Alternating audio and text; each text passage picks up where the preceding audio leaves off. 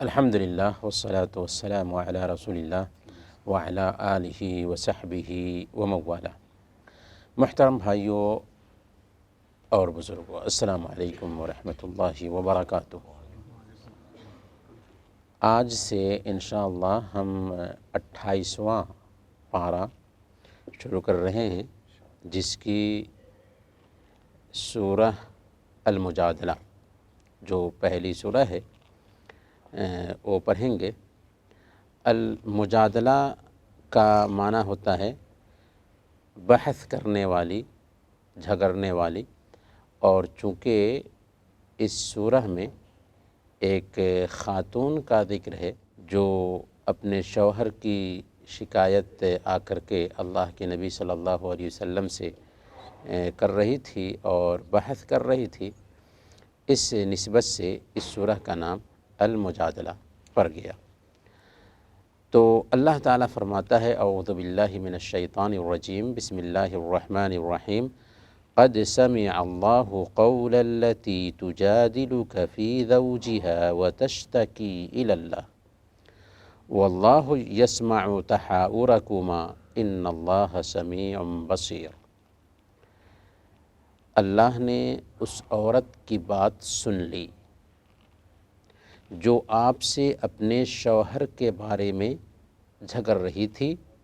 اور اللہ تعالیٰ سے اپنے حال کا شکوہ کر رہی تھی، شکایت کر رہی تھی، اور اللہ تعالیٰ آپ دونوں کی بات چیت سن رہا تھا۔ بے شک اللہ تعالیٰ خوب سننے والا اور بڑا دیکھنے والا ہے۔ یہ 4 آیتیں سورہ المجادلہ کی اصل میں حضرت خولہ بنت ثعلبہ رضی اللہ تعالی عنہا کے بارے میں اتری، جبکہ ایک روز ان کے شوہر حضرت اوس بن صامت رضی اللہ تعالی عنہ نے، جو حضرت عبادہ بن صامت رضی اللہ تعالی عنہ کے بھائی تھے اور بہت بزرگ ہو چکے تھے، غصہ میں اپنی بیوی سے ناراض ہو کر کہہ دیتے ہیں کہ انت علی کظہر امی، تم میرے لیے میری ماں کی پیٹھ کے جیسے ہو۔ تو اس کو فقہ کی اصطلاح میں ظہار کہا جاتا ہے، یعنی بیوی کو ماں کی پیٹھ بنا لینا۔ اور فقہ کی اصطلاح میں باضابطہ اس حوالے سے گفتگو ہوتی ہے کہ اگر کوئی آدمی اپنی بیوی کو ماں کی پیٹھ کے جیسے بنا لے تو اس کا حکم کیا ہے۔ قرآن کریم میں اسی کے شروعی 4 آیات میں احکام بیان کیے گئے ہیں۔ تو حضرت اوس بن صامت رضی اللہ تعالی عنہ نے اپنی بیوی سے کہہ دیا، خولہ سے، کہ تو میرے لیے میری ماں کی پیٹھ کے جیسے ہے۔ چونکہ زمانے جاہلیت میں اس لفظ کو طلاق سمجھا جاتا تھا، یعنی لوگ سمجھتے تھے کہ اگر کوئی آدمی اس طرح کی بات اپنی بیوی سے کہہ دیتا ہے تو یہ طلاق ہو جاتی ہے۔ اسی مناسبت سے جب انہوں نے سنا کہ میرے شوہر نے ایسی بات کہی ہے تو دوڑی دھوئی اللہ کے نبی صلی اللہ علیہ وسلم کی خدمت میں آئیں اور اللہ کے نبی صلی اللہ علیہ وسلم سے بحث کرنے لگی کہ میں بوڑھی ہو چکی ہوں، میرے پاس چھوٹے چھوٹے بچے ہیں اور میرے شوہر نے مجھے اس طرح کی بات کہہ دی ہے، اور ہمارے سماج میں یہ لفظ جو ہے نا طلاق کے طور پہ محمول کیا جاتا ہے، تو اب میں کہاں جاؤں گی، کس کے پاس رہوں گی، میرا کیا ہوگا۔ اللہ کے نبی صلی اللہ علیہ وسلم سے بحث کر رہی تھی، جدال کر رہی تھی، تکرار کر رہی تھی، جھگڑ رہی تھی، اور اللہ کے نبی صلی اللہ علیہ وسلم اپنی طرف سے کچھ بھی نہیں بولتے تھے۔ وما ينطق عن الهوى ان هو الا وحی یوحی، اللہ کے نبی صلی اللہ علیہ وسلم تو وہی بولتے تھے جو آپ کے اوپر وحی ہوتی تھی، اپنی خواہشات سے کچھ بھی نہیں بولتے تھے۔ تو اللہ کے نبی صلی اللہ علیہ وسلم کچھ بھی جواب نہیں دے رہے ہیں اور یہ بحث اور تکرار کر رہی ہے، یہاں تک کہ اللہ تعالیٰ نے اسی وقت فوراً جبریل امین کو بھیجا اور یہ 4 آیات اتریں، جن میں اللہ تعالیٰ نے فرمایا کہ اللہ تعالیٰ نے اس عورت کی سن لی۔ کس عورت کی؟ خولہ بنت ثعلبہ کی سن لی، جو اپنے شوہر سے جھگڑ رہی تھی۔ شوہر کون تھے؟ حضرت اوس بن صامت رضی اللہ تعالیٰ عنہ، اور معاملہ کیا تھا؟ ظہار کا معاملہ تھا۔ تو اللہ تعالیٰ نے کہا کہ اللہ تعالیٰ نے اس عورت کی بات سن لی جو اپنے شوہر کے بارے میں آپ سے جھگڑ رہی تھی۔ حضرت عائشہ صدیقہ رضی اللہ تعالیٰ عنہ بیان فرماتی ہیں، سنن ابن ماجہ کی روایت ہے کہ میں اسی گھر کے بازو میں بالکل قریب ہی بیٹھی ہوئی تھی، اور یہ عورت آ کر کے اللہ کے نبی صلی اللہ علیہ وسلم سے جھگڑ رہی تھی، بحث کر رہی تھی، مجھ تک اس کی آواز نہیں پہنچی، لیکن اللہ تعالیٰ نے 7 آسمان کے اوپر سے اس کی آواز سن لیا۔ تو یہاں پر ایک سب سے بڑی صفت اللہ تعالیٰ کی سننے کی بھی ثابت ہوتی ہے کہ اللہ تعالیٰ ہر بندے کی سنتا ہے، ہر مخلوق کی سنتا ہے، اور اس کی ضرورت بھی پوری کرتا ہے۔ جیسا کہ یہ بندی اللہ کے نبی صلی اللہ علیہ وسلم کے پاس آئی تھی، اللہ کے نبی صلی اللہ علیہ وسلم اور اس کے علاوہ کوئی وہاں پر نہیں تھے، یہاں تک کہ حضرت عائشہ صدیقہ رضی اللہ تعالی عنہ بغل کے کمرے میں بالکل قریب دیوار کے پاس بیٹھی ہوئی ہیں، لیکن وہ بھی نہیں سنتی ہیں، اور اللہ تعالیٰ نے 7 آسمان کے اوپر سے آیت کریمہ اتار دی۔ الذین یظاہرون منکم من نسائہم ما ہن امہاتہم ان امہاتہم الا اللائی ولدنہم وَإِنَّهُمْ لَيَقُولُونَ مُنْكَرًا مِنَ الْقَوْلِ وَزُورًا وَإِنَّ اللَّهَ لَعَفُوٌّ غَفُورٌ۔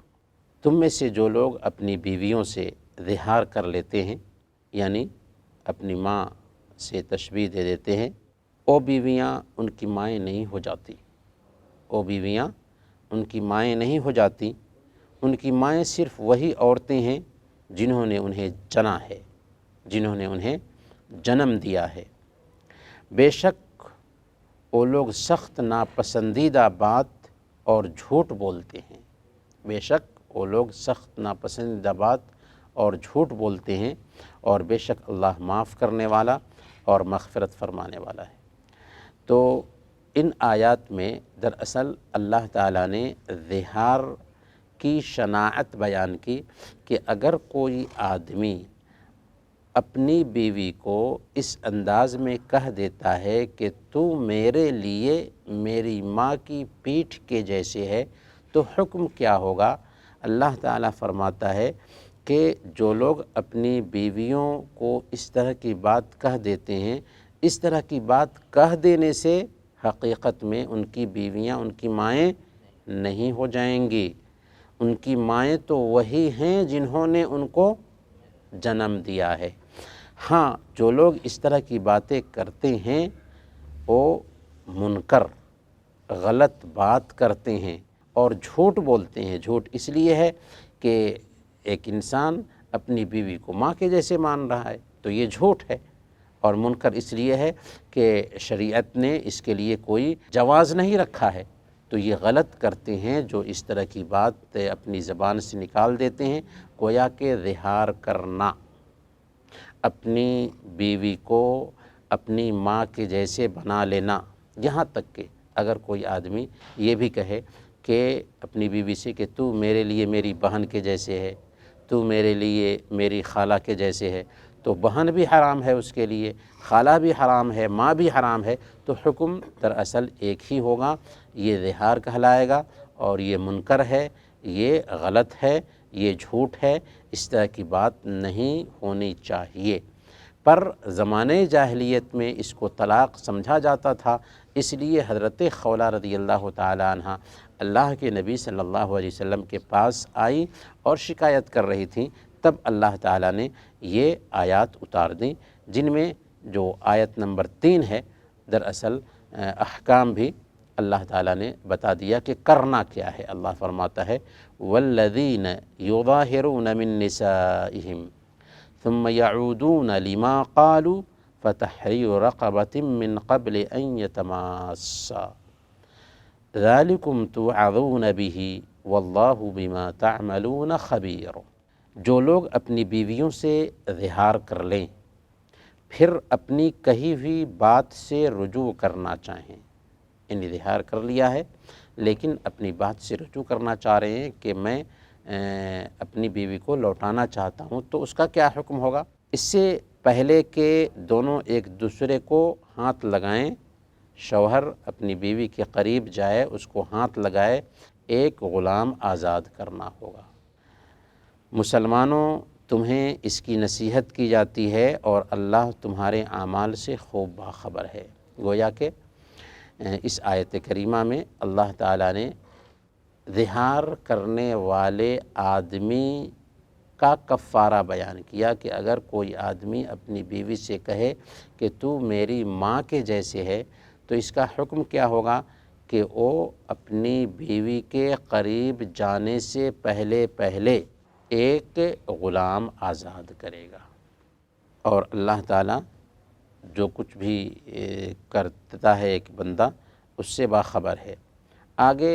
بیان فرمایا فَمَن لَّمْ يَجِدْ فَصِيَامُ شَهْرَيْنِ مُتَتَابِعَيْنِ مِن قَبْلِ أَن يَتَمَاسَّا فَمَن لَّمْ يَسْتَطِعْ فَإِطْعَامُ 60 مِسْكِينًا ذَلِكَ لِتُؤْمِنُوا بِاللَّهِ وَرَسُولِهِ وَتِلْكَ حُدُودُ اللَّهِ وَلِلْكَافِرِينَ عَذَابٌ أَلِيمٌ۔ اور جو شخص غلام نہ پائے وہ 2 مہینہ کے مسلسل روزے رکھے، اس سے پہلے کہ دونوں ایک دوسرے کو ہاتھ لگائیں،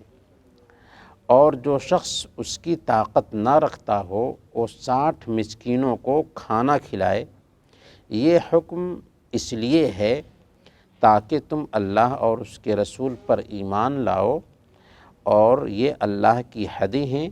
اور کافروں کے لیے دردناک عذاب ہے۔ اللہ تعالیٰ نے سب سے پہلے نمبر پر یہ حکم بیان کیا کہ اگر کوئی انسان اپنی بیوی سے ظہار کر لیتا ہے اور اپنی بات سے رجوع کرنا چاہتا ہے تو اس کو چاہیے کہ وہ ایک غلام آزاد کرے۔ اور چونکہ آج غلام آزاد کرنے کا تصور نہیں ہے تو دوسرے مرحلے میں اللہ تعالیٰ نے بیان فرمایا کہ وہ 2 مہینہ کے لگاتار روزے رکھے۔ لگاتار کا مطلب یہ ہوا کہ ناگا نہیں کر سکتا بیچ میں، ہاں اگر بیچ میں بیماری آ گئی، کوئی شرعی عذر آ گیا تو الگ بات ہے، ورنہ وہ لگاتار ہی 2 مہینے کے روزے رکھے گا، کیونکہ اس نے ایک جرم کیا تو اس کی سزا کے طور پر، کفارہ کے طور پر یہ عمل بتایا جا رہا ہے کہ لگاتار 2 مہینے کے روزہ رکھے گا اپنی بیوی کے قریب جانے سے پہلے، اپنی بیوی کو ٹچ کرنے سے پہلے۔ اگر کوئی آدمی 2 مہینہ لگاتار روزہ رکھنے کی طاقت نہیں رکھتا ہے تو اللہ تعالیٰ نے فرمایا کہ وہ 60 مسکین کو کھانا کھلائے گا۔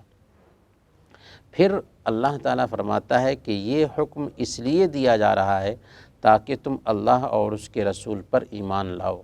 اور ایمان لانے میں یہ بات بھی آتی ہے کہ اس طرح کے الفاظ اپنی زبان سے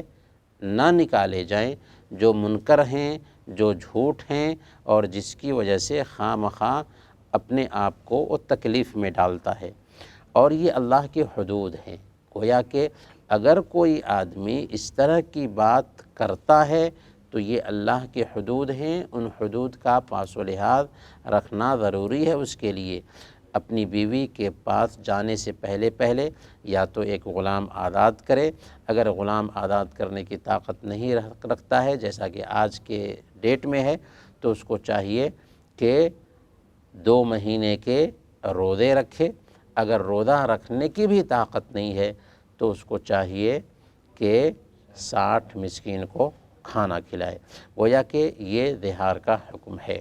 اگر کوئی آدمی اس طرح کی بات اپنی بیوی سے کہہ دیتا ہے کہ تو میرے لیے میری ماں کی پیٹھ کے جیسے ہے تو اس کو ایسا کرنا چاہیے، اور ہم نے جان لیا کہ اس طرح کے الفاظ زبان سے نکالنا بھی صحیح نہیں ہے۔